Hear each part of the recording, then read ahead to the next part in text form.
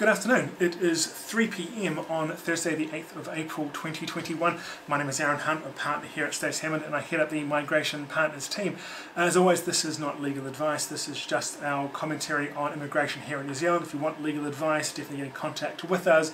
We have an email address in the description below, visa@shaw.co.nz. We will respond to you when we can. Might take a couple of days because generally we put our clients first before inquiries. But we will get to you when we can.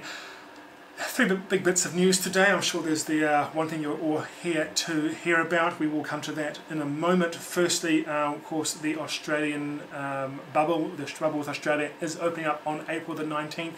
That was announced 2 days ago. And people, of course, from that date, it will no longer mean that no longer you have to go into isolation when you travel between the two countries. Currently, we can go to Australia. That isolation coming back to New Zealand was requiring that managed isolation, which of course costs quite a bit of money. From April 19th, that is no longer required as long as you haven't been out of Australia for in the previous 14 days. What that means is that MIQ will free up to some degree. There's things like 800 places a week or a fortnight that that will be getting freed up. The government has said they will not release all of those spaces. They will keep a bunch of those aside for emergency use, such as if there is a further outbreak that does take place, or perhaps the Wiggles want to travel again. There is that space there for them to come through as an emergency.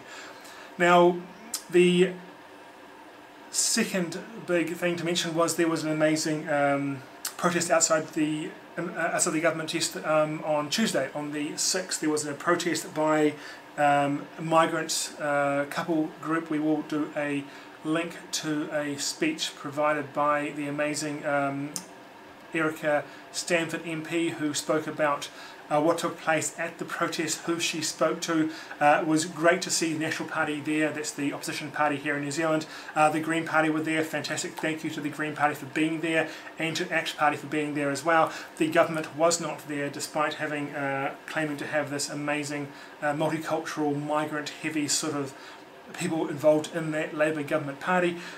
No one turned up from the government to go to this protest to hear the migrants who have been separated from their families for so long.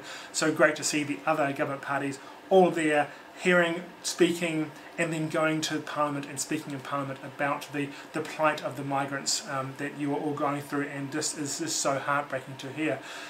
So I'll put a link to Erica Stanford MP's speech in the description below. Fantastic speech, and it really does call the government out on the little that they are doing. Now, of course, the big news today that came through just half an hour ago. One of my staff came through, Olga, and said, "Hey Aaron, have you seen this news?" And we of course get straight away to doing this video for you. Now, as of half an hour ago, the Prime Minister Jacinda Ardern announced that from 4 PM this Sunday, all travellers from India who have been in India in the past 14 days will be blocked from entering New Zealand, and of course any flights from India will be blocked as well. We don't get many flights straight from India. They usually go through different pathways, but if you have been in India in the previous 14 days from now or until the end of this period, you will be blocked from coming into New Zealand until at least April 28th. Now, the reason for this is that New Zealand has this requirement to have a COVID test 3 days prior to flying and show that you have no COVID. Now, the issue with that is, and then of course when you get to New Zealand we have a day 0, day 1 test. So basically on arrival you go to a hotel, your MIQ facility, and they'll give you a test then, and you remain in your room until that test comes back cleared. Now, the issue we have is that we generally have sort of 2, 3, 4 or 5 or so people every day coming in, because 100 people coming in per day who get caught with COVID-19. It happens because these tests at the 3 days beforehand don't catch everything. If you've just picked it up before the test or after the test before you fly, then it's not going to get picked up in that test. So there's no expectation that everyone will be clean, but it should be a very small number. Now what we're seeing is when announced today, there was 23 new cases that had come through.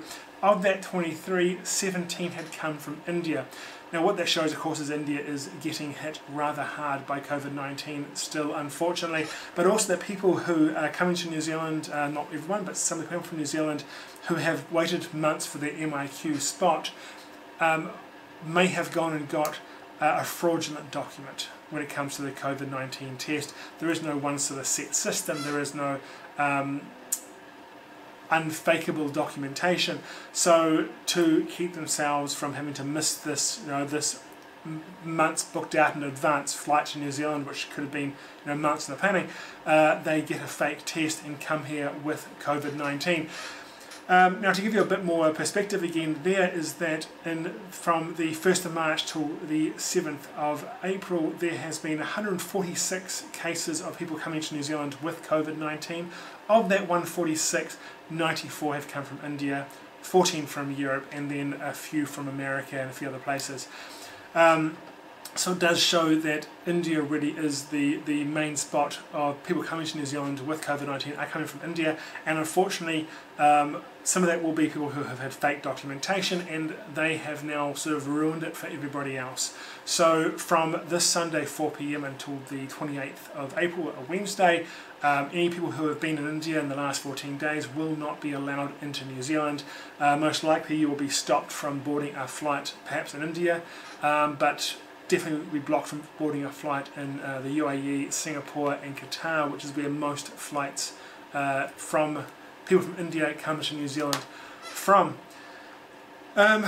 So that will cause a lot of mayhem, and it is sad to see. I think it's sad to see there's a need for it, but unfortunately that is what we are seeing, and that is what has taken place. It really is about sort of protecting New Zealand, and unfortunately it is an ongoing issue. Now we will come back. We were planning to do a video on board on character waivers. We've seen, of course, a number of CAP people who have had character waivers, so have had their character issues raised and have been declined visas to come here to do their CAP nurses course. We have been in conversation with Immigration New Zealand trying to get some better advice we can pass on to you, so we will be doing a video on that hopefully early next week. We have just got an email through as I've been doing this video from Immigration New Zealand just to confirm that the working holiday schemes have been deferred further. These usually take place sort of in April and in the end of the year. April 2020 last year it was deferred for a year, it's now been deferred again, and we expect this to not start taking place until 2022. We'll know more in the future. That is it for today's video. It's definitely a lot of bad news for a number of you, and I'm really sorry to have to bring it across to you. Hopefully we can get this something working in place, and we'll see how immigration is going to handle those of you who did have tickets to fly from this Sunday for the next sort of few weeks, how they're going to handle that. We will try and find out. We'll try and do a video to explain what's going to take place for those people. For everybody else, keep booking as you were. Hopefully this does not go past 28th of April. Hopefully there is going to be something put in place to sort these things out. Until next time, kia kaha, please do stay safe. Things are still not where we want them to be. Things are still going crazy in a number of countries.